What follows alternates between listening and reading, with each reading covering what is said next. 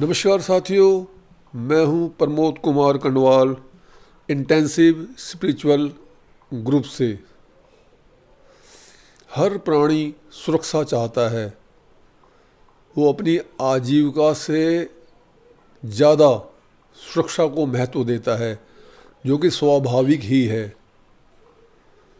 क्योंकि प्रभु ने जो हम सबको भिन्न भिन्न शरीर, भिन्न भिन्न योनियों में दिए हैं, तो उसकी रक्षा करने के लिए हमें मोह भी दिया है, ताकि हम सब अपने प्रारब्ध इसमें काट सकें।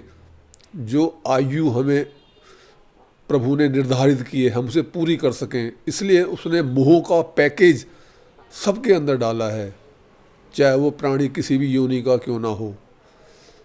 और इतिहास गवाह है कि उसी के अनुसार हर प्राणी हर योनि में अपनी सुरक्षा को महत्व नंबर 1 देता है। आप प्राचीन काल से ही देख लीजिए कि श्री राम जी ने सुग्रीव से मैत्री की।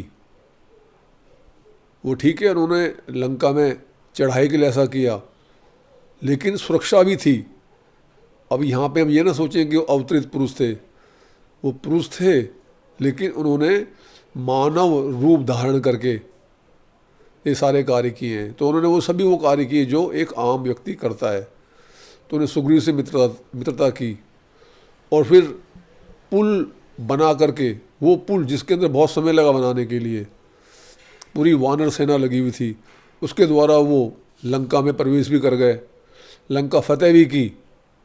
लेकिन जब वापसी में वहाँ से अयोध्या गए तो जाने से पहले उस लंका के पुल को तोड़ गए, ताकि आने वाले समय में विभीषण के बाद, चलो विभीषण को तो उन्होंने लंकेश बना दिया था, लेकिन उनके पश्चात भी तो दुनिया ने चलना था। तो विभीषण के पश्चात कोई इस पुल का दुरुपयोग करके अयोध्या पे हमला ना कर दे, तो उन्होंने वो पुल को तोड़ दिया। जब अंग्रेजों ने हमारे देश में 200-250 साल राज किया, तो यहाँ जाने से पहले हमारे इस बड़े देश के 2 टुकड़े कर दिए, ताकि हमारा देश कमज़ोर हो जाए। कहीं ये आने वाले 40-50-100 साल के अंदर ताकतवर बन के हमारे पर हमला ना कर दे। तो उसने भारत पाकिस्तान के 2 देश बनवा दिए। अमेरिका ने जो दूसरा विश्व युद्ध जो जीता, तो उस जीतने के पश्चात वो पूरी दुनिया का सिरमौर बन गया। लेकिन उसकी पदवी नंबर 1 को कोई छीन ना ले। उसने युद्ध जीतने के पश्चात, आफ्टर सेकेंड वर्ल्ड वार, उसने संधियाँ करना शुरू कर दिया अन्य देशों के साथ। बहुत सी संधियाँ की, जिसमें आप मुख्य आप जानते ही हैं। उन्हें यूरोपियन यूनियन को अपनी तरफ कर लिया, क्वाड बनाया, G20 जैसे देश। इस प्रकार से उसने भिन्न भिन्न संधियाँ की, ट्रीटी की, ताकि उसकी चौधराहट मेंटेन रहे। तो ये सब के सब देश, समाज, नगर, व्यक्ति विशेष, प्राणी सभी अपनी अपनी सुरक्षा चाहते हैं। कछुए को देख लीजिए, कछुआ तुरंत अपने आप को अंदर समेट लेता है। तो ये स्वाभाविक है। लेकिन प्रश्न ये आता है कि ये जो सुरक्षा होती है हमारी, जो हम करना चाहते हैं, ये सिर्फ वर्तमान जीवन से ही संबंधित है। इससे हमारा वर्तमान जीवन ही सुरक्षित होता है। लेकिन हमारा जीवन तो अनंत है। हम तो मरने के बाद भी जीते हैं। हमारा शरीर ही तो बदलता है। हमारी जो जीवात्मा है वो तो भिन्न भिन्न रूप धारण करती है उसके बाद भी। तो जो बुद्धिमान जन होते हैं, जो बुद्धिजीवी होते हैं, जो जागरूक होते हैं, वो वर्तमान की सुरक्षा तो करते ही करते हैं। वो हमेशा हमेशा अनंत काल का जीवन जो उनके सामने आने वाला होता है, उसकी सुरक्षा के लिए भी काम करते हैं। उन्हीं को बुद्धिमान कहा जाता है। वो मनन करते हैं कि किस प्रकार से आने वाला अनंत जीवन हमारा सुरक्षित और आनंदित हो सकता है, और इसके लिए वो खोज करते हैं, और वो पाते हैं कि इनका एकमात्र हल सिर्फ संत महात्माओं के हाथ में है। क्योंकि संत महात्माओं के पास कुछ नहीं होता, वो फिर भी सुखी और अपने को सुरक्षित महसूस करते हैं।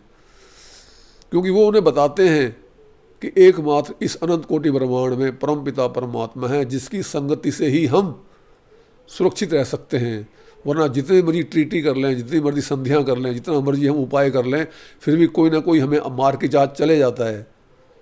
आज अमेरिका इतना ताकतवर है लेकिन फिर भी वो खतरे में है। उसको रशिया से खतरा है, चीन ताकतवर है, उसको अमेरिका से खतरा है, अमेरिका को चाइना से खतरा है। इस प्रकार से व्यक्ति विशेष को किसी और से खतरा है। तो जो बुद्धिमान होते हैं, जागरूक होते हैं, वो इन खतरों को हमेशा के लिए ख़त्म करने के लिए मनन करते हैं, फिर पाते हैं कि एकमात्र प्रभु की भक्ति, प्रभु की साधना ही एकमात्र है जो हमारे अनंत काल का सुरक्षित जीवन प्रदान करती हैं। और वह है प्रभु की साधना, नाम जप, ध्यान, प्रार्थना और सुमिरन। और जब हम ये नियमित रूप से निस्वार्थ भाव से करते हैं तो हम हमेशा हमेशा के लिए सुरक्षित हो जाते हैं। क्योंकि जो संसार के अंदर हम अपने को सुरक्षित रखने का प्रयास करते हैं, उसके अंदर हमें दूसरों के ऊपर निर्भर रहना पड़ता है, बहुत सारे संसाधन जुटाने पड़ते हैं, उसके पश्चात भी 100% गारंटी नहीं है।